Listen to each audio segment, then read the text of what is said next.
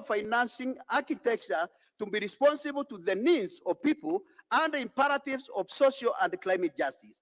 This also includes honoring financial commitment, especially under Paris Agreement, including on adaptation, transfer of technology, building capacity, ensuring that all stakeholders have a seat at the table. Finally, the widening gap of debt and poverty that plagues countless communities, represents a stark reality for millions who find themselves in a relentless struggle for survival, often through no fault of their own. This calls for the urgent pursuit of justice, fairness, and the inherent dignity of every individual. When we speak of debt, we refer not only to the financial obligations that countries must navigate, but also to a deeper societal debt and deficit of compassion and action. The burden of national debt on developing economies often leads to austerity measures that disproportionately affect the most vulnerable populations, stripping away social safety nets and essential services that could otherwise provide a lifeline to those in need. Poverty, on the other hand, deprives individuals of not only financial security, but also opportunities and choices. It is a barrier to education, health, participate fully in the society. This is a stark reminder that our economic systems and the policies often prioritize efficiency and the growth of the well-being of all members of society. This makes moral imperative to address debt and poverty not only clear, but extremely urgent. It also demands for a review of the traditional economic models and metrics through focusing and investing in sustainable and inclusive development initiatives that provide the foundation for long-term economic stability and prosperity for all, not just a privileged few. This entails ensuring equal access to quality education, health care, fair employment, and empowering communities to have a voice in the decisions that affect their lives. Finally, ladies and gentlemen, this conference represents a unique opportunity to galvanize and renew our commitment to create a just and sustainable world.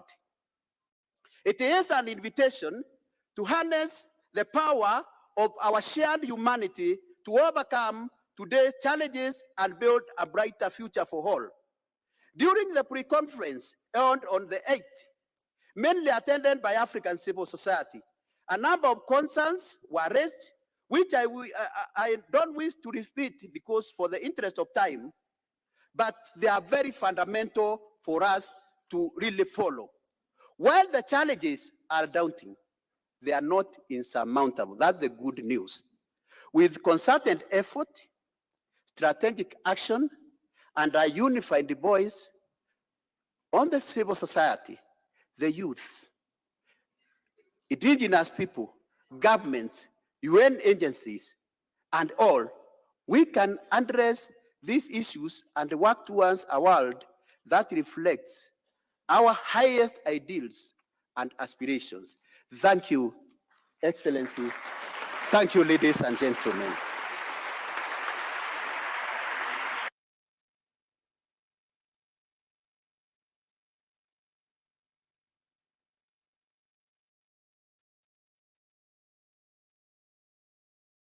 Thank you, Mithika, for reminding us so passionately that the future is now and that our problems are not unsurmountable.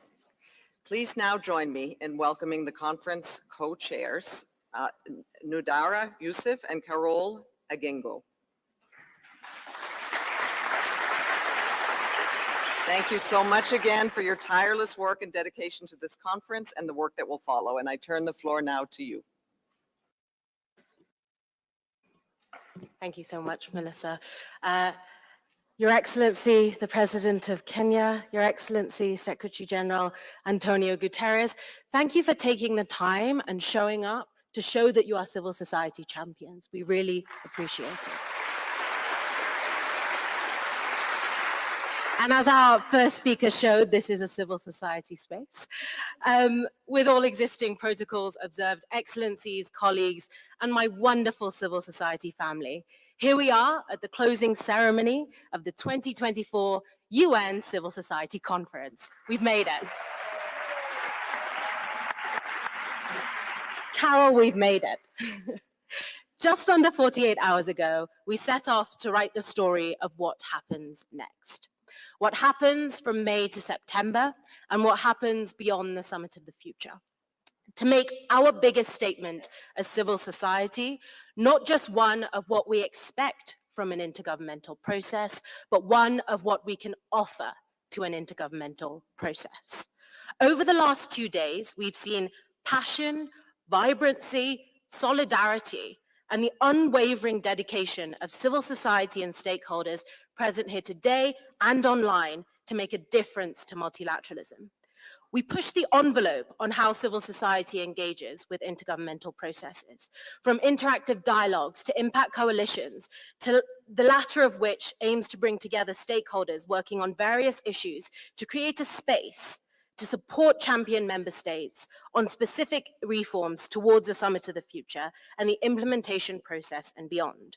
The conference itself, held in the Global South, heard voices not usually present in the halls of New York. Intergenerational leadership and partnership was showcased from the planning committee to my friendship and partnership with my co-chair Carol Agengo, to the intergenerational hub and youth alumni coming together across workshops, sessions, and here to generate impact. This was an experiment, ladies, gentlemen, and others. There is always room for improvement. But one thing is for sure, we cannot do the same thing we have always done and expect new results. If the Summit of the Future expects member states to be ambitious, to think differently about the way that they work, we as civil society, who these member states often represent, must be willing to do the same. So what have we done, and what story have we created of what happens next? The outcomes of the 38 on-site workshops, as well as those that are online, off-site, the civil society recommendations presented, the questions and insights from interactive dialogues, and the work plans of impact coalitions will be presented in an Impact for the Future outcome package on the 30th of May in New York, in hybrid format globally. We will ensure this process is built on and shared from Nairobi to New York and beyond as one of the many ways that civil society will support the Summit of the Future, and we hope you will join us on this journey.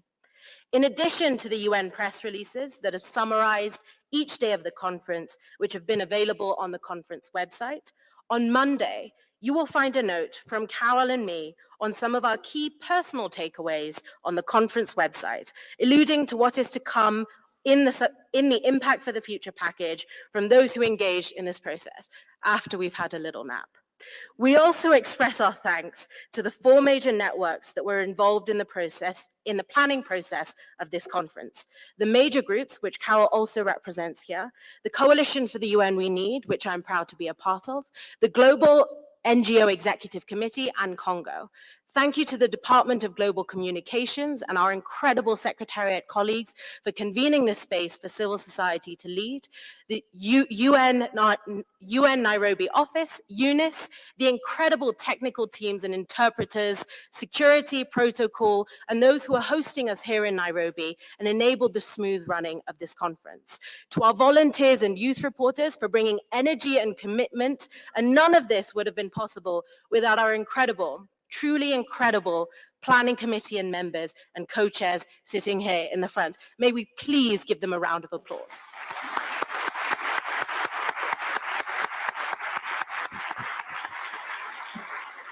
And to all of you, civil society, member states, other stakeholders who are present with us here in Nairobi, thank you for showing up.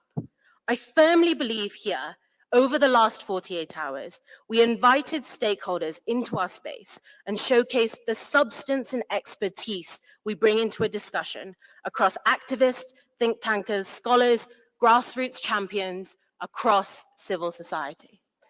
In Tamil, we say varapuera, which means when the foundations of our grassroots rise, we all rise. Today, we the peoples have risen, and may the summits of the future also rise. Thank you.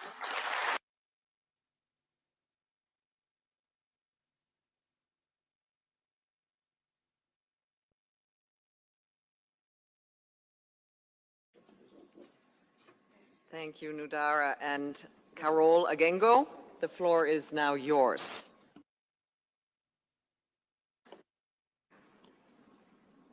Your Excellency, the President of the Republic of Kenya, Dr. William Samoei Ruto, Your Excellency, the Secretary General of the United Nations, Antonio Guterres, members of the government of Kenya and the various governments represented here, members of UN agencies, members of the civil society, ladies and gentlemen, my fellow activists.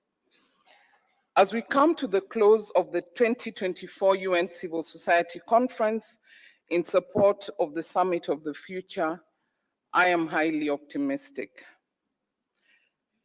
I am optimistic for many reasons, and I'll tell you in a bit. When Nudara and I were appointed to this role just under 3 months ago, we set out to ensure that the 2024 UN Civil Society Conference in support of the Summit of the Future would be inclusive, impactful, and innovative.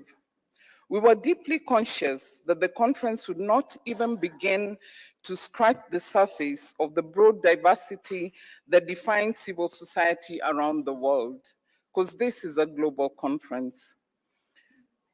We have reflected these three ideals in the preparations, in the registrations, and the delivery of this conference. We have, over the 2 days, reiterated our expectation of an ambitious and accountable pact for the future, one that truly reflects the needs and aspirations of the people around the world, and where the role of civil society is recognized and upheld. Our appointment remains a reflection of intergenerational solidarity, and you can see that right here. It is also a testament of the immense possibilities that sit in the global South. As a proud Kenyan woman representing Africa as part of the global South, I want to say again, like I said at the beginning of this conference, that we are standing on what the French call the berceau of riches, where we have resilience, we have wealth, we have the youth, we have the future right in front of us. And from the time we started this conversation yesterday, we have engaged in robust discussions, not always agreeing on issues, and indeed we are want to. We have forged new partnerships and laid the basis for increased engagement towards a more inclusive, sustainable, and safe future for all. But I want to pivot a little and quote this, quote, "In our thousands, in our millions, we are all Palestinians."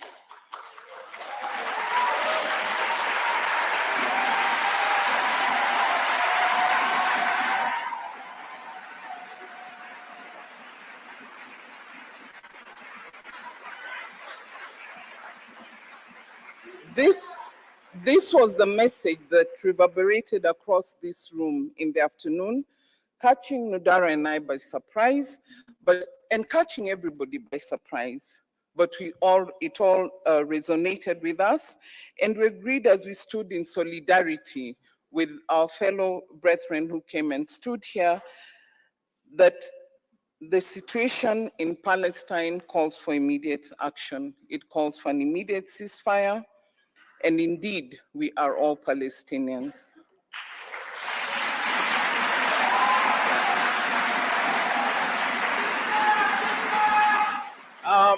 No, that is not, we finished the picketing. The great diversity of civil society actors and interests around the globe makes it impossible to build consensus over 2 days of this conference and across the depth of issues. There is, however, great opportunity in the post-conference period for civil society to further develop the ideas emerging from this conference in the lead up to the Summit of the Future in September.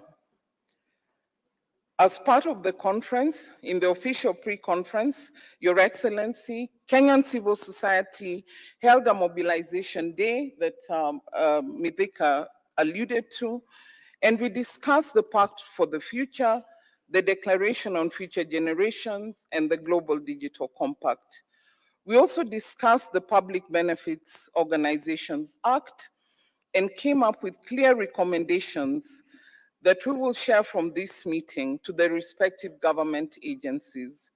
As Kenyan civil society, it is our desire to see the Public Benefits Organizations Act come into full force so that we can strengthen the way that we engage as civil society.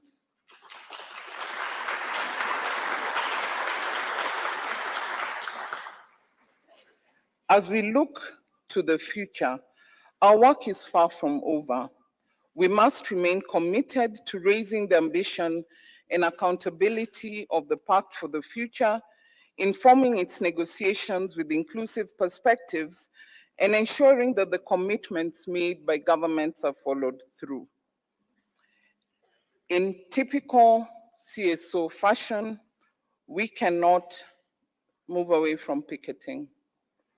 We must, however, also use our picketing power to strengthen our collaboration and constructively engage as we picket. For picketing's sake is not meaningful picketing. I'll repeat, picketing for picketing's sake is not meaningful picketing. Our North Star remains the future, where no one is left behind, and where the principles of human rights and justice reign supreme to guide our collective journey towards sustainable development. A future where we nurture the collaborative power of civil society, but also engage from a multi-stakeholder perspective to address issues that are intersectional in an inclusive way. Your Excellency, as I close, I extend on behalf of the civil societies here present, the Planning Committee and the Host Committee, our most sincere gratitude to yourself, Mr. President. We know how busy you are, but you took time to come and be with us. We appreciate that. We also appreciate our gratitude to the Secretary General, Your Excellency Antonio Guterres, for flying many miles to come and be with us. We appreciate you and the importance that you put on civil society. I want to say thank you to the UN agencies that have worked with us and to recognize our co-chair who is seated across from us today, Mr. Maha Nassar from the Department of Global Communications. Thank you.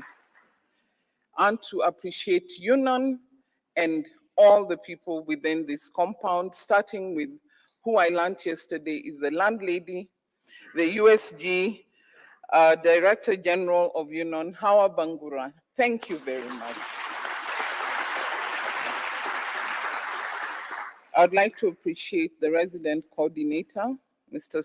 Stephen Jackson, who's become our partner in crime in many ways. Thank you. But as I close, I want to reserve a very, very special thank you to a group of people. I won't name them all. I will name two because of who they represent. Felipe Kepo, I hope I have said your name properly.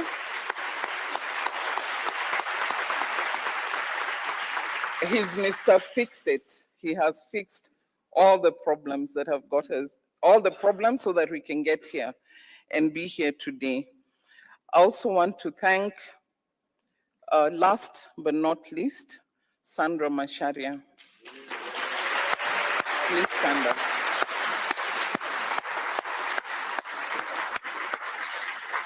She has facilitated our being here today. She has opened every door that could be opened. She has held our hand, she has critiqued us, supported us, and we're here because of the team that she leads who have been with us along the way. As I move away from the UN, I want to thank the government officials who have also facilitated being part of the host committee. Thank you to the PS, who was a civil society activist in his days, Dr. Singoy Korir. He comes from civil society, we own him. And we also want to thank Dr. Jackie Yonga, who has been part of the host committee and has availed to us people who have made this possible. And finally, to the civil society actors who are here.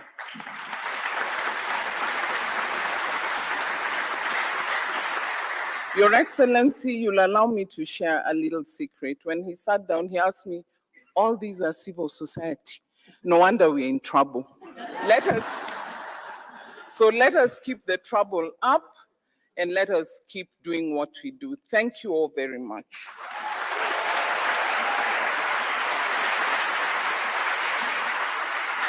Thank you very much, Carol. And now, continuing with the program, we will hear a statement on behalf of the co-facilitators of the 3 Summit of the Future processes. And the co-facilitators are the permanent representatives of Germany and Namibia for the Pact for the Future. Can you stand up?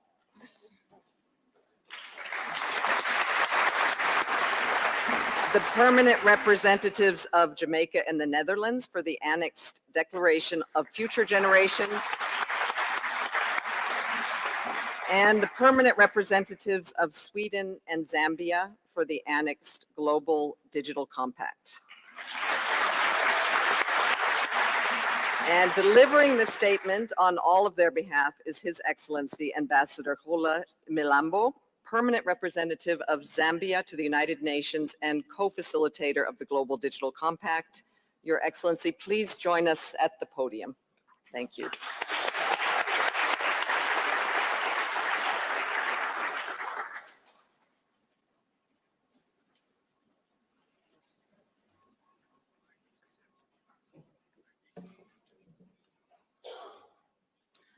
Your Excellency, President William Ruto, President of the Republic of Kenya, Your Excellency Antonio Guterres, United Nations Secretary General, Excellencies, Masters of Ceremonies, USG Melissa Fleming, co-chairs of the conference, distinguished participants, ladies and gentlemen. I'm honored to speak on behalf of all the co-facilitators there for the Summit of the Future process. But first of all, we'd like to express our sincere gratitude to all the organizers, to the Kenyan government for all their hospitality during this lovely conference. On a more personal level, I'm so pleased to be here because in the program, my name has been spelled as Ochola, which is a Kenyan name. So I'm very glad to be here. I'll come for your passport, Mr. President. I'd like to just express on behalf of all of us, the co-facilitators, condolences to the people of Kenya for the hundreds of lives that have been lost in the recent floods. At this time of mourning, we express our solidarity with you and the families and pray for a speedy recovery and comfort. Excellencies, this conference has been a very important moment for all of us as co-facilitators. We've had the opportunity to engage with many people, to engage with you on a multilateral level, on a group level, and individual level. And we have heard your voices, ideas, and messages. We have felt your passion. We have heard the messages to turn the words into actions. We have received a comprehensive view of what the civil society's perspectives are about the Pact of the Future, the Declaration on Future Generations, and the Global Digital Compact. We are particularly pleased that we have heard a variety of voices, a very rich variety of voices, including the youth, women, people living with disabilities, as well as the many, many underrepresented groups from various regions across the world. Just yesterday, we heard a very powerful message from a 15-year-old girl from Nigeria who spoke with great wisdom. She reminded us that to adapt intergenerational equity into the declaration of the future. We also heard from Queen Mother, who reminded us that for all the work we do on digital matters, at the end of the day, it's about impact on humanity and acceleration of the SDGs. We heard from many of you expressed in many of your own ways, in many words, that the world is changing and changing fast, and that there's need for the pact of the future that will reaffirm the principles of sound multilateral system, but also to have one that is fit for purpose, to fit the world that we see today, and to fit the world that is coming ahead of us.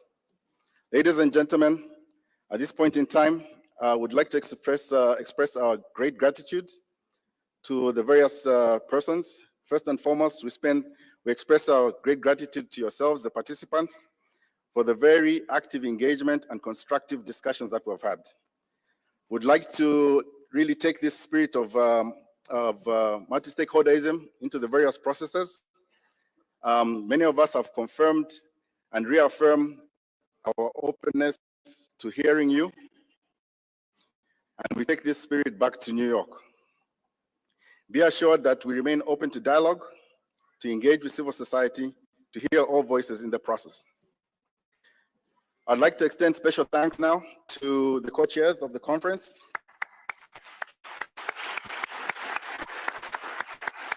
Nadura Yusuf and Carol Agengo, my sister, Agengo. All the chairs, the co-chairs of subcommittees and working groups, Maher Nasser and his whole team at UNDGC for putting this conference together in a very short time. All the volunteers out there who provided support across this vast campus.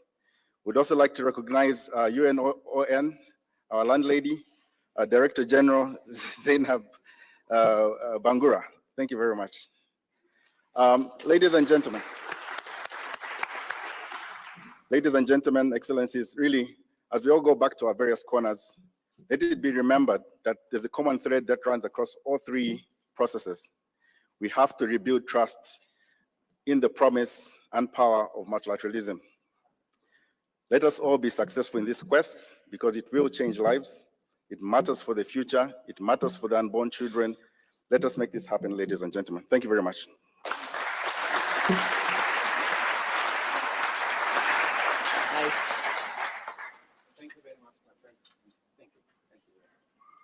Thank you, Your Excellency. And now I am pleased to introduce the Secretary General of the United Nations, Mr. Antonio Guterres. You have the floor, sir.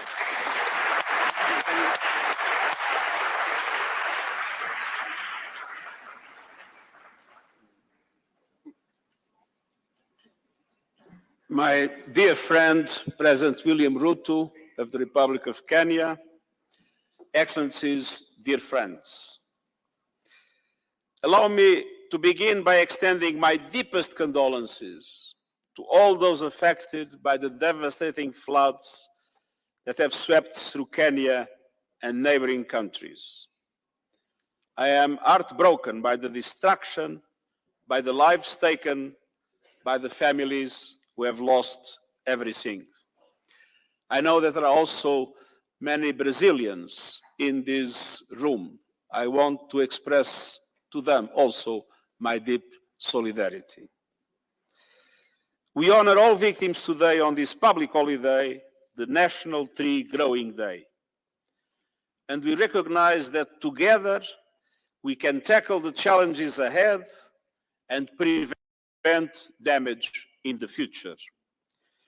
Determination to take that chance is what brings us together today. Dear friends, it is a pleasure to join you to close this civil society conference. And I thank the government and people of Kenya for hosting us all so graciously, and the co-chairs and organizing committees for all their work. I'm delighted by the diversity of the delegations here with us. You represent the breadth of civil society from international organizations to local groups. More than half the representatives here are women, and young people have turned out in force. I thank every one of you for your work over the past 2 days and beyond. Time and again, I have witnessed the enormous impact of civil society in every corner of the world. I see you easing suffering, pushing for peace and justice, mobilizing for change. I see you feeding the hungry, standing up for truth, advancing gender equality, and propelling sustainable development. Many of you work at great personal risk. Climate activists are being criminalized and persecuted. Human rights defenders are threatened and humanitarians killed. I salute you, I thank you, and I ask you to keep working with us to build a better world. Today, we are entangled in crisis. Sustainable development is under threat. Conflicts are erupting with alarming frequency and horrifying results. Inequality and poverty are tearing societies apart. Many developing countries are being suffocated by debt and the cost of living crisis. Climate chaos is knocking communities off their feet, with the poorest suffering the most. And new technologies, particularly artificial intelligence, are creating new threats while fueling old bigotries and divisions. These terrible trends are playing out brutally here in Africa, where conflicts rage, extreme weather turbocharged by the climate crisis is tearing through communities with appalling consequences. The deadly floods here in Kenya are a prime example, and millions of people are on the far end of the digital divide. Dear friends, this crisis demands international solutions, but the international system is not up to the task. The United Nations Security Council is paralyzed by geopolitical divides, incapable of acting together on clear violations of international law. The international financial system is outdated, dysfunctional, and unjust. Debt relief mechanisms are totally inadequate, leaving countries marooned in the sea of exorbitant interest payments and debt service costs. Many international institutions mirror the world in which they were founded almost 80 years ago. Developing countries are underrepresented and underserved, and civil society is often marginalized.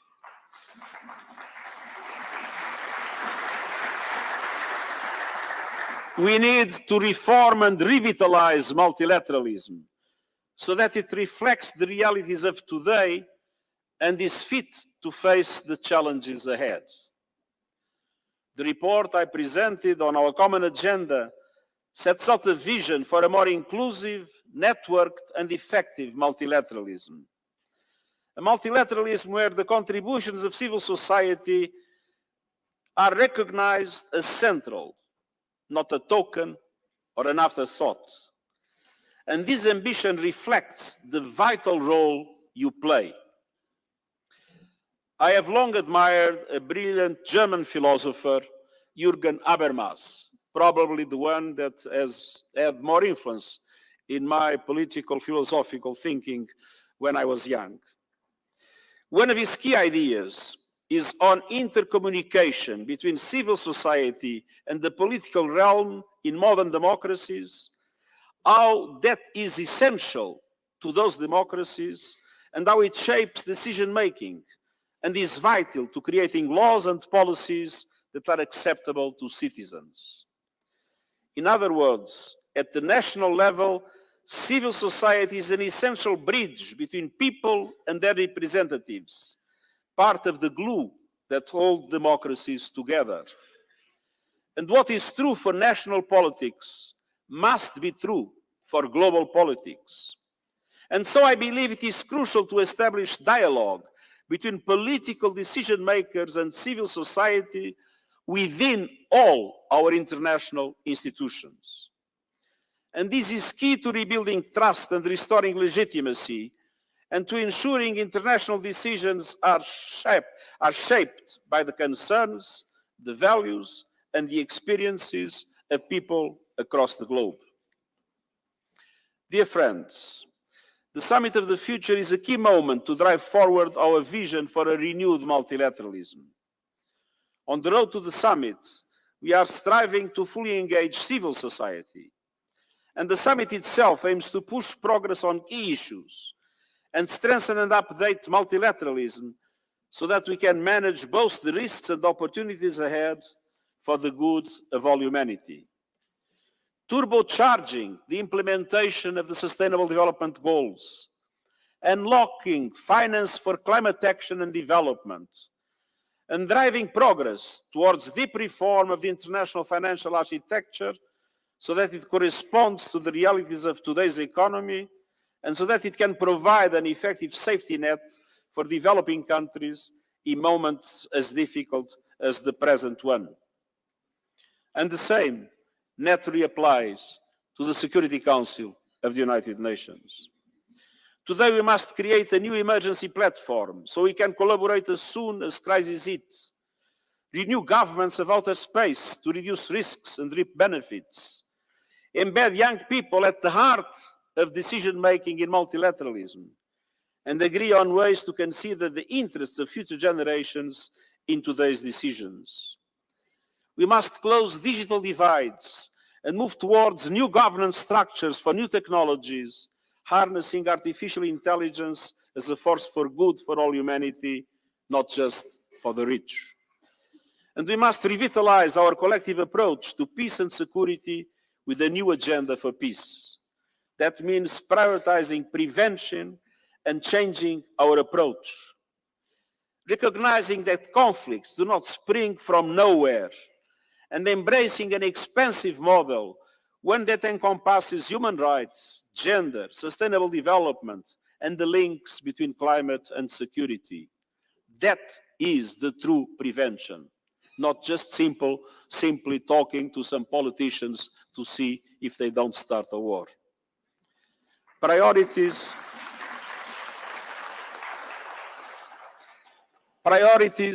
are now backwards, with record levels of spending for arms and budget cuts for social sectors for people.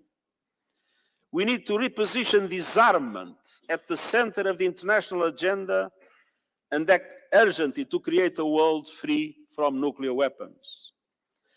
And we need to tackle the sinister danger of lethal autonomous weapons, outlawing arms capable of taking human life without any human control and no accountability.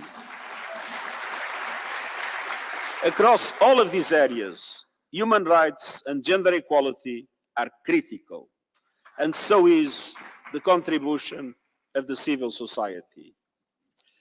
Dear friends, when we see the heartbreaking record number of civilians killed in Gaza, with our appeals for an immediate humanitarian ceasefire, the release of all hostages, and unimpeded humanitarian access falling on deaf ears. When we see a civil war ravaging Sudan, with two leaders that do not seem to care about the tremendous suffering of their own people.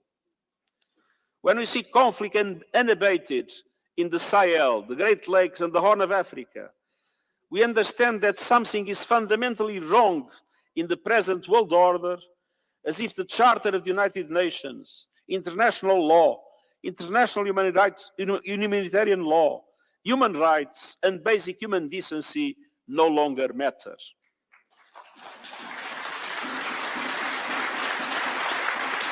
We won't give up in our struggle to change this situation, to push for peace, justice, and human rights, and I know that you won't give up either.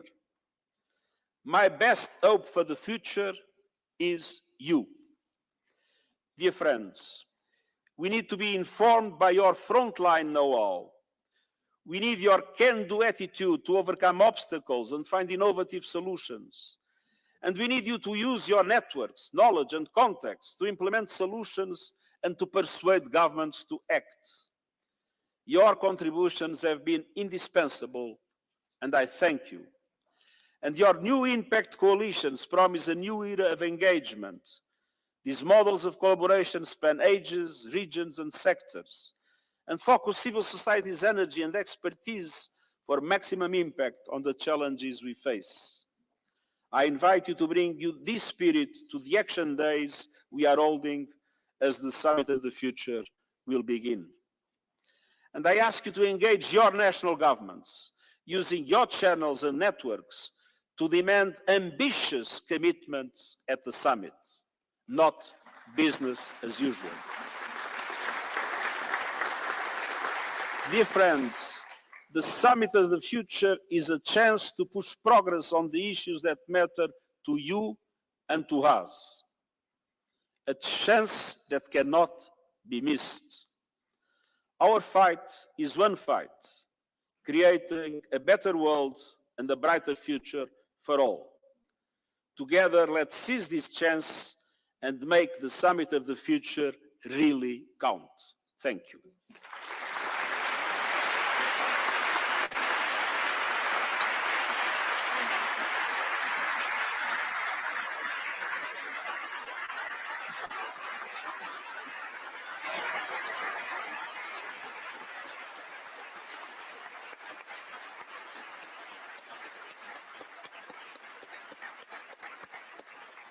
Thank you, Mr. Secretary General.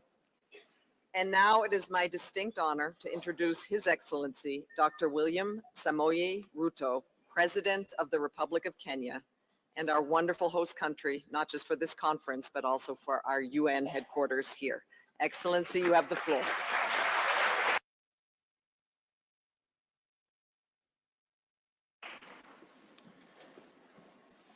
Thank you very much. Let me first ask my good friend, Your Excellency Antonio Guterres, the Secretary General of the United Nations. I know you told me not to use the word His Excellency, but I have to, on this occasion only. Your Excellency, Madam Zainab Bangura, Director General of the United Nations Office in Nairobi and the landlord. Distinguished guests, ladies and gentlemen, it is true that I asked Caro when I walked in, and normally I'm used to small groups of civil society. But today, this is phenomenal. And congratulations that we have a diverse body of civil society from all continents in Nairobi. On behalf of the government and people of Kenya, welcome.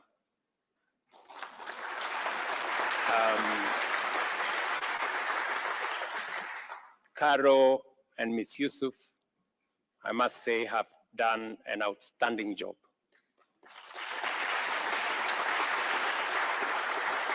I must also commend my friend Mithika. Mithika is Kenyan, but I'm not responsible for his short speech.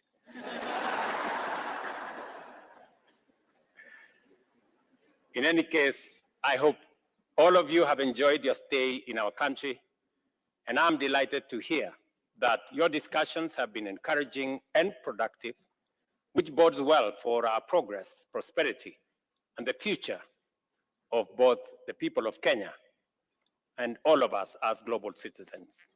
It is a privilege to participate in the conference on shaping a future of global and sustainable progress. The role of civil society organizations in shaping our future is crucial, and I commend the organizers for providing a platform for such vital conversations and discussions. Embracing democratic values such as inclusivity, accountability, and transparency is essential for any meaningful progress. Ladies and gentlemen, we convene at a pivotal moment. Our world confronts challenges ranging from climate change, inequality, and global health crisis to armed conflict and technological disruptions. These issues impede our pursuit of the 2030 agenda. Yet, we also stand before a significant opportunity, which, coupled with advancement in technology and knowledge, could lead us to a more prosperous future, befitting all of us. Global challenges necessitate global responses. In an interconnected world, no nation can address these challenges in isolation and expect to succeed. The rise of networked social movements has elevated them from grassroots gatherings to influential forces that shape policy, drive change, and keep governments in check.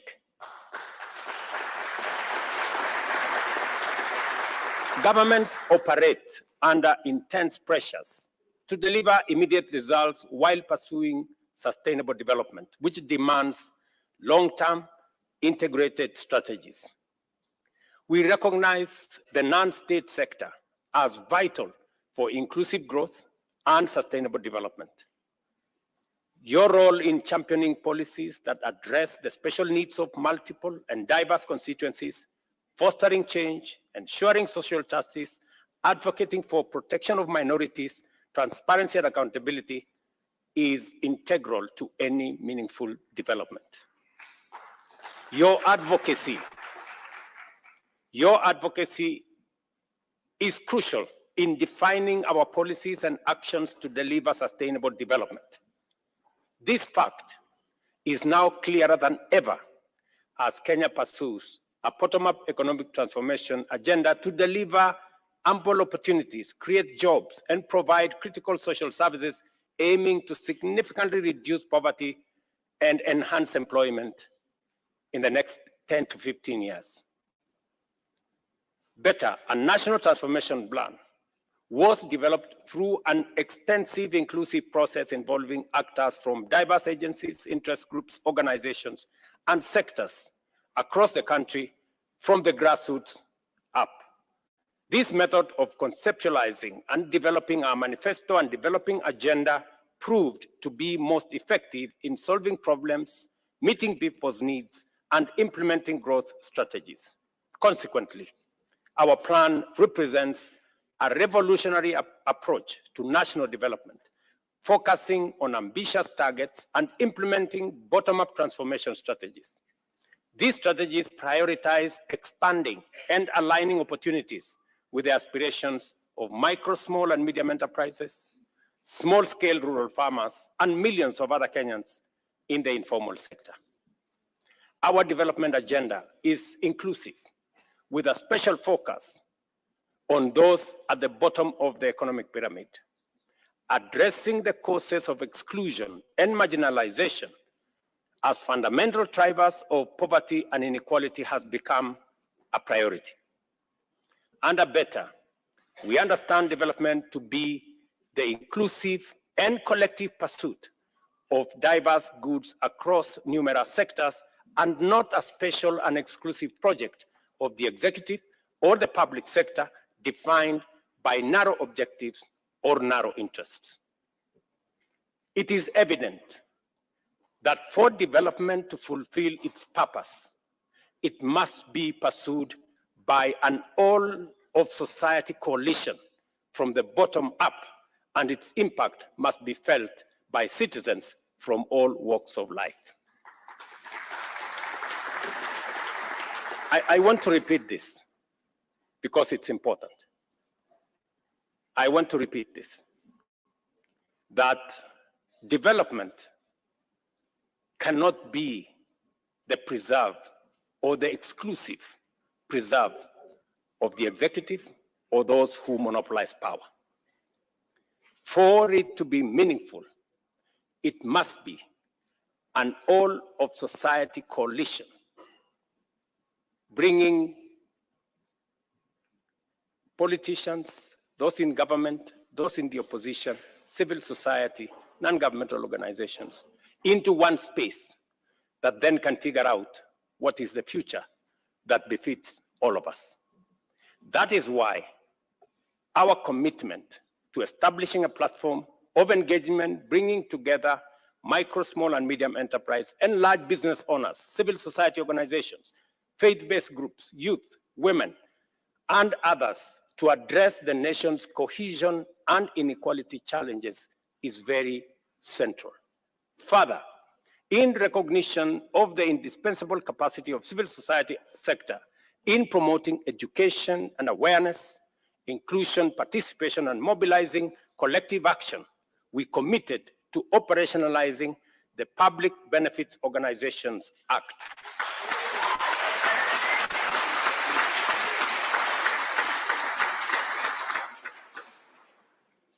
I made that commitment, and maybe civil society have been wondering what's happening. This act stuck in limbo for over a decade, yet it aims to expand the space for government and non-governmental organization partnership and collaboration. I am proud to announce to you that we have every intention of living up to our commitment. That is why yesterday, I know when I was sitting here with Caro, he was trying to persuade me. She didn't know that it is not necessary to wink to a man who is already coming for your date.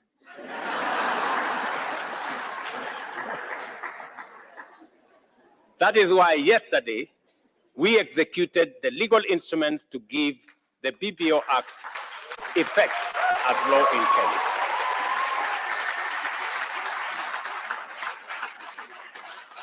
Let me say this, that there's been a debate in Kenya as to what do we do with our public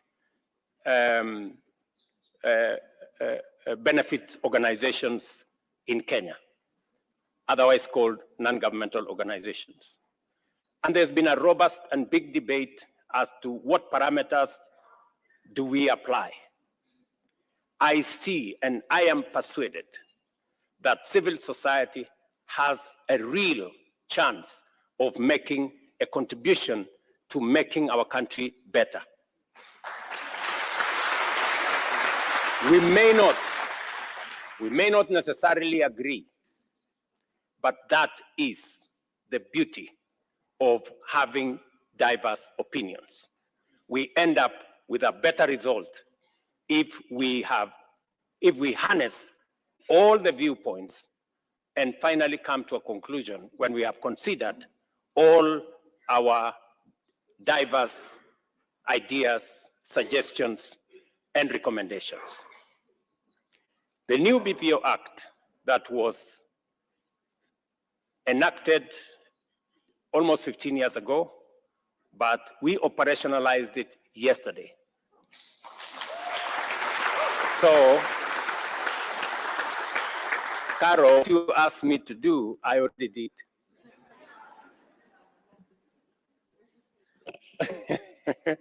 So, this framework, you know, the NGO Act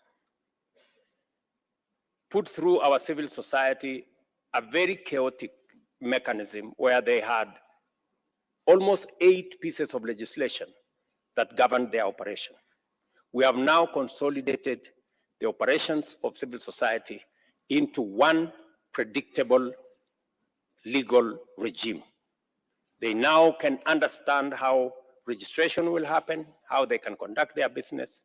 Secondly, and most importantly, we have made it now possible for public benefit organizations from outside Kenya not to be taken through unnecessary, rigorous explanations before they start operations in Kenya. We are determined to reinvigorate our development agenda by harnessing the organizing and advocacy power of civil society. Looking ahead to 2030, it is evident that significant work lies ahead, and simultaneously, the strategic landscape in which we must effect transformation is growing increasingly complex, with emerging challenges and escalating crises. The imperative to generate wealth and employment, eliminate poverty and inequality, combat climate change, and address the root causes of conflict confront us with the urgent need to forge robust coalitions and mobilize frameworks of international cooperation to effectively confront these challenges. There is therefore no room to lock others outside. Ladies and gentlemen, we also acknowledge the pivotal role of our young people. Their stake in the future we must shape is substantial, and the consequences of our present actions will reverberate with them for years to come. It is our responsibility to meaningfully involve them in shaping that future by consistently taking deliberate steps to dismantle barriers hindering their participation in political and public life. As we conclude this conference, I urge all participants to deeply reflect on how we can translate the outcomes of our discussions into transformative and actionable results. We envision development aligned with the spirit and vision of this summit, emphasizing inclusive and impactful agenda that amplify the voices and agency of women and youth, empowering them to take initiatives that make a difference for the present and for the future. Kenya remains steadfast in its commitment to a strong partnership with an empowered civil society to advance our pursuit of sustainable, just, and inclusive future. Thank you very much, and welcome to Kenya. Asante sana.